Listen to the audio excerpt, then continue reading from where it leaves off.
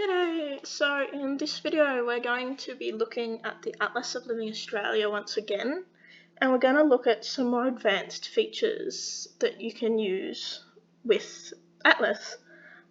So I'll cover sort of occurrence records and how you can filter your results based on occurrences and different layers, and looking at sort of a location of area and a point of interest. So I'll look at a kilometre radius. You can have a 5 and a 10k, and then I will go into looking and searching by institution.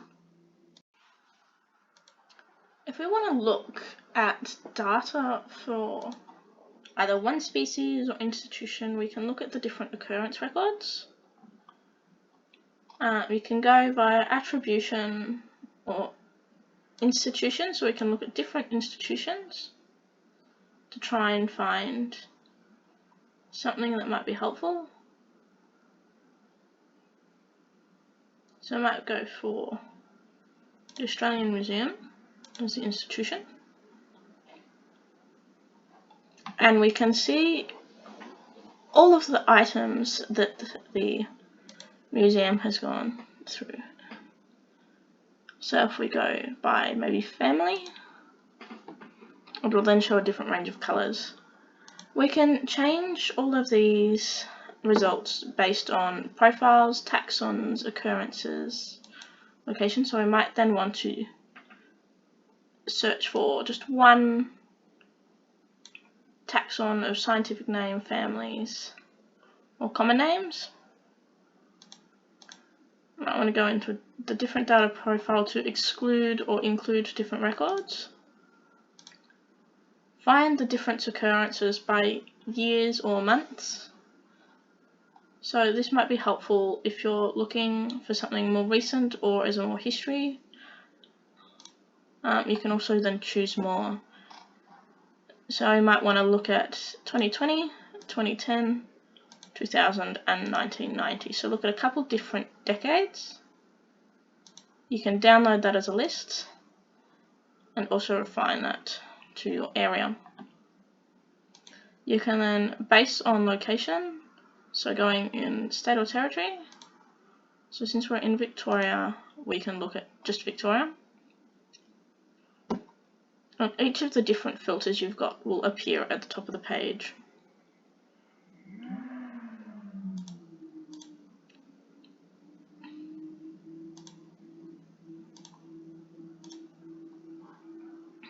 From these different years, we can then colour by decade to be able to see the different years in different colours. So if we click on the little icon on the side here, we can get the legend.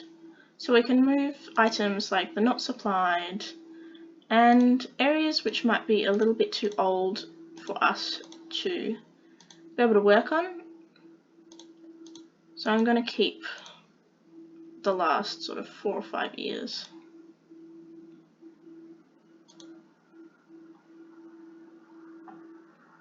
The last 3, so 1990, 2000 and 2010. So we can see that there's nothing based on the 2020 decade yet, and that will then filter if there are any years. If you find that items aren't showing on a map right away, you can remove some more layers to see if you can get something to show up just based on speed, or you could go into charts, and if you're searching by items like decade, family or genius, you can go in and look to see what records are actually there and how many. So we can see on months of the year there's a lot that are not supplied. By genius, there's a lot that are not supplied. And by type, there's a lot that I've not supplied. So it's not really helpful to search by the items which are not supplied if you're trying to get data to be able to be mapped.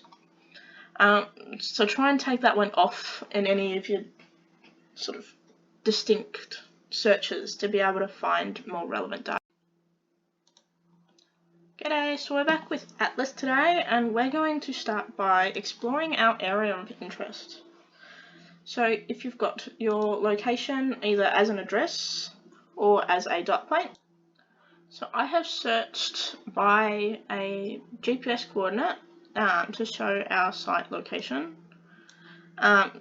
You can do this by address, even the suburb, and you can have then different radiuses. So we might then want to look really into what the site has and look at just 1 kilometre radius.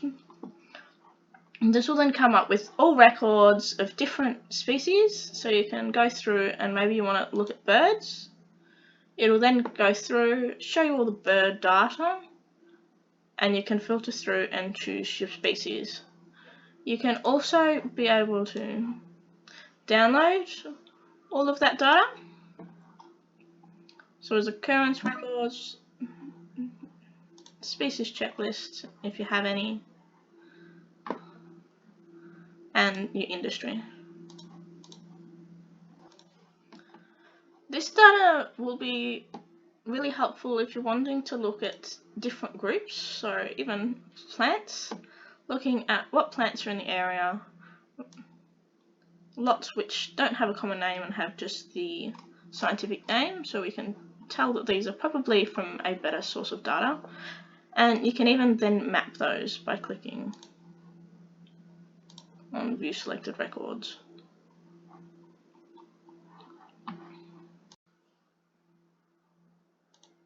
So it might take a little bit of time for your data to be able to come into this view. Just be patient with it. You can then change it from user defined color, which is its automatic default setting, back into the families. Genius would even show something a bit more in depth, except you may or may not then have a massive range of colors for things that you're really unsure about. So if we keep it in family, you're able to get most different families, or even search as the kingdom, which will then bring it down to animals, plants, fungi, and not supplied, which is always a bit unhelpful. You can filter this data by clicking on it just to show each one individually, or even to be able to show multiple on the same map. If you don't have them ticked, they will all show up.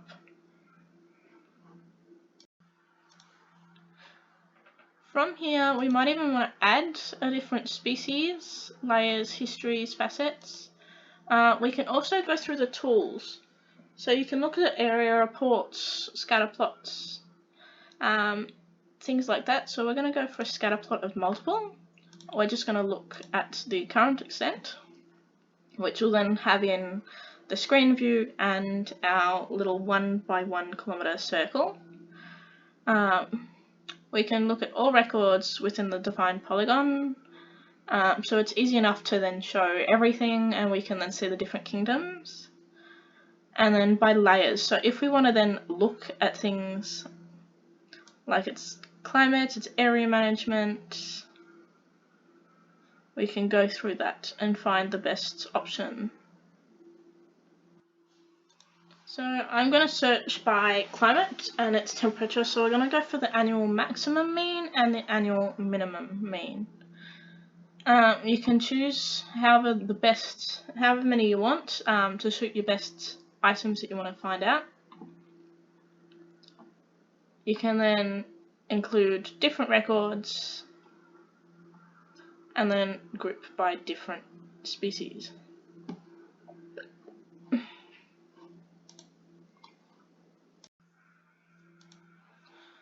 Once you've got all of that, it will start uploading its scatter plot list. So we're doing from temperature, coldest and warmest, and precipitation as an annual.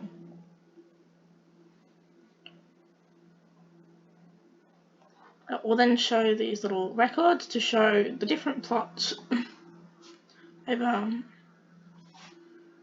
the temperature, degrees, and the precipitation. So it'll go through and map these on different data, so precipitation at the bottom and temperatures on the side, max and minimum, and then the temperature versus temperature. Another great thing with the Atlas of Living Australia is you can look at institutions. So if you know an institution's name, such as Birdwatch, we can find out a lot about the different birds that they have mapped themselves. So we're now looking at a data resource as BirdLife Australia. So we're just looking at bird data, and I've classified by family. So I'm trying to classify by the least amount of changes. We can change this to common names, state, territory, life form, sensitive, month, year, decade. Or you can go for a density grid, so we can see where most birds are based on Australia. If we want to then change this, we can change it to maybe the life form of birds, add an extra filter. We can then also, if you wanted to, find a scientific name, a family, or a common name. So if we try and find one out of the data which has a fair few references, so like the Australian magpie, let's look at.